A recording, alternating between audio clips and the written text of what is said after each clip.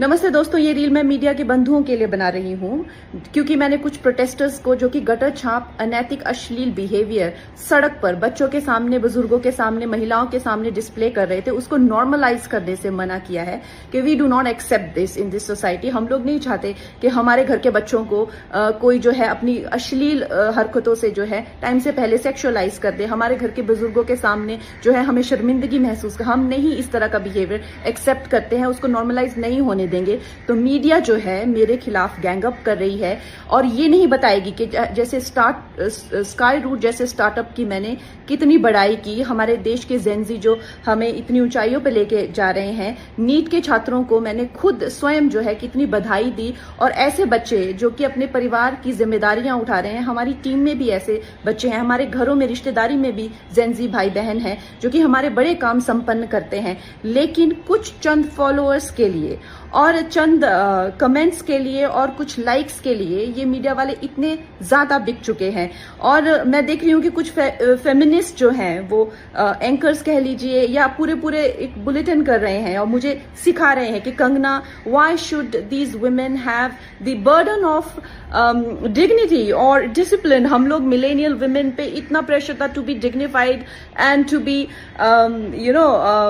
Disciplined, why do we have to give that burden to this generation. Excuse me, क्या आप अपनी बेटी को ऐसा सिखाएंगे? डिसिप्लिन में रहना या मर्यादाओं में रहना कोई चॉइस नहीं है। भौंडा प्रदर्शन तो हर कोई करना चाहेगा, लेकिन अगर आपको समाज में रहना है और संविधान के हिसाब से आपको चलना पड़ेगा, जिसका मतलब है कि आपकी आजादी वहां खत्म हो जाती है जहां मेरे नाक और कान शुरू होते हैं। तो आप भौंडे बनकर सिर्फ अपने कमरे में रह सकते हैं। बाहर आकर आप मेरे आराध्य, चाहे आपको मेरे माता पिता के लिए कोई सेंटिमेंट ना हो, मेरे घर के बच्चों के लिए कोई आपको भावना ना हो, उसका मतलब ये नहीं है कि आप उनको सड़क पर सेक्सुअल गालियां देंगे, उनके मान को हानि करेंगे। मेरे आराध्य, मेरे भगवान हो, चाहे मेरे नेता हो, प्रधानमंत्री जी से जो है लोग उनको एग्जाम बडी कहते हैं बच्चे, उनके साथ में कितने लोगों की भावनाएं, कोई उनको लीडर मानता है, कोई उनको दोस्त मानता है, कोई उनको परिवारजन मानता है, कोई उनको भगवान मानता है।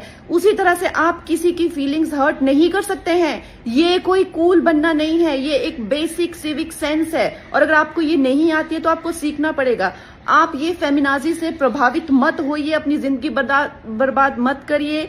इस भौंडेपन को सिर्फ और सिर्फ आप अपने कमरे में डिस्प्ले कर सकते हैं। बाहर जाके आपको मर्यादा में रहना पड़ेगा ना, या आप वर्क प्लेस से निकाल दिए जाओगे। आप कभी भी कोई संबंध, परिवार वाले भी आपको भौंडापन नहीं झेलेंगे, तो आपके सामने एक डेड एंड के सिवाय अंधकार वाली जिंदगी हो जाएगी। वैसे अगर देखा जाए तो साइंस भी कहती है कि ह्यूमन लाइफ का जो पर्पस है वो एवोल्यूशन है, और शास्त्र भी कहते हैं कि आप पुरुषोत्तम, जो सर्वश्रेष्ठ है पुरुषों में, उस एवोल्यूशन की तरफ जाइए। लेकिन ये फेमिनाजी आपको सिखा रही है कि आप एनिमलिस्टिक जाइए और आप अपने गले में ऐसा, मतलब आपके गले में पट्टा डाल रहे हैं कि आप एनिमल बनिए, आप एनिमल टेंडेंसीज जो है वो डिस्प्ले कीजिए और बिल्कुल आउट ऑफ कंट्रोल हो जाए, भौंडे हो जाए, ताकि आप जेल में पहुंचे।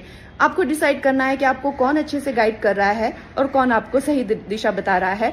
मैं यही कहूंगी जो मैंने अपने बड़ों से सीखा है और जिन्होंने मुझे गुरुओं ने जो मुझे ज्ञान दिया है वो यही है कि ये हमें जो जीवन मिला है वो इवॉल्व होने के लिए मिला है, रिग्रेस होने के लिए नहीं मिला है एनिमलिस्टिक टेंडेंसीज में। सो आप प्लीज इवॉल्व होइए और सबको गुरु पूर्णिमा की बहुत शुभकामनाएं।